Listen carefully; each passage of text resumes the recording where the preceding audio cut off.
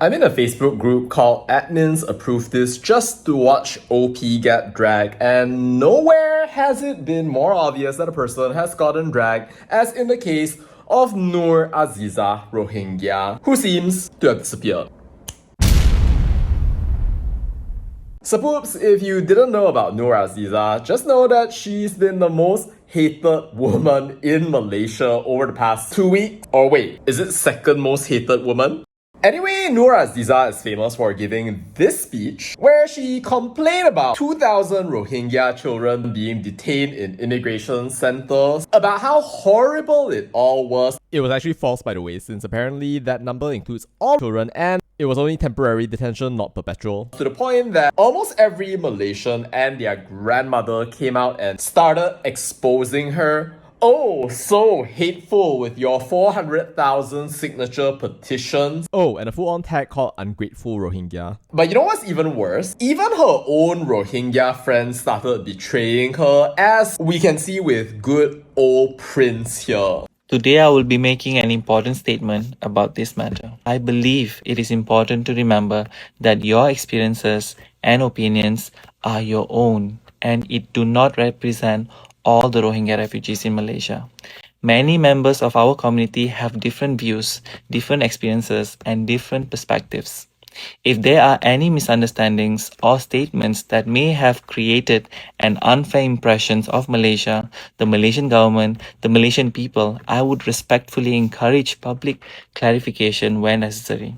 If appropriate, I also hope you would consider making a public apology. Ouch. No more solidarity, it seems. It's okay, you still have Sahat Zia Hero, who by the way is the guy who created this. Wow, nice company there. But yep, there was a mass reporting campaign, and now if you search Instagram for Noor Azizah Rohingya, you're not gonna find a single account. But you know, I did a little bit of research and I realized that there's more to it than that. Cause see, it's not just her Instagram account that disappeared. Her LinkedIn account, where I was trying to look at a post that she made, also disappeared. Her website has disappeared. Her TikTok has disappeared. You can still find the Rohingya Women Collective and, by the way, the comments left by Malaysians. And I started thinking to myself like, wait, something is very, very off. I looked through almost all of the posts of the Rohingya Women Collective that she started, found her very questionable post accusing Malaysia of supporting genocide, but I was kind of still not getting it. Like, did she go away just because some people were triggered? What? How can it be? And you know, that's funny because this woman has made good for herself. I mean, like, she got that whole Marie Claire award after getting a bachelor's of education and a master's, before eventually she goes and starts speaking on all those UN panels and making Instagram reels. And also, by the way, providing expensive speaking engagements with companies like Amazon and other organizations as well, like Médecins Sans Frontières, as part of her services offered.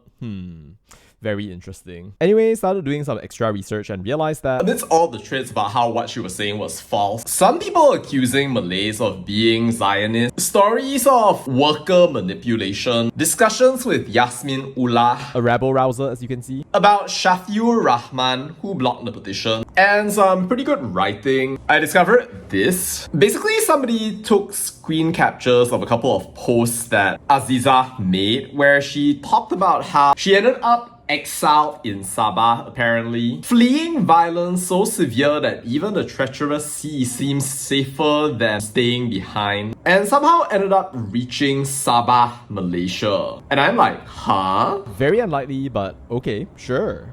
I wonder if these stories of people who actually knew her family are real though, or if they are all just completely fake. But you know, looking at this whole disappearance of her website to the point that it's now just a Wix.com connector, I just can't help feeling that this woman's story does not add up. And don't get me wrong, the Myanmar genocide is a very real problem, and there's a very complex history along the way. But by any chance, was she just a fraud? Cause like, that would explain things. I mean, like, maybe what's happening is that people are just digging up the things that she's actually been talking about left, right, front and center, to the point that now, when she tries to play the victim card, then suddenly it is denied. It's not people mass reporting everything on social media. I mean, like, this is a lot more consistent with somebody actually deciding, you know what, like, this is not worth it anymore. I can't be sustaining this image. People are realizing that what I'm saying is not legit. I'm getting exposed minute by minute here and there. And probably what happened was that she just went ahead and dismantled every single part of her social media presence with her little NGO and her best friend Yasmin Ullah, who, when asked about the funds of the organization, has the audacity to make comments like this, showcasing that, whoops, we're not obligated to give you accountability. And maybe it's not such a clean operation as people might have thought at some point in the past. This is not an accusation, but well,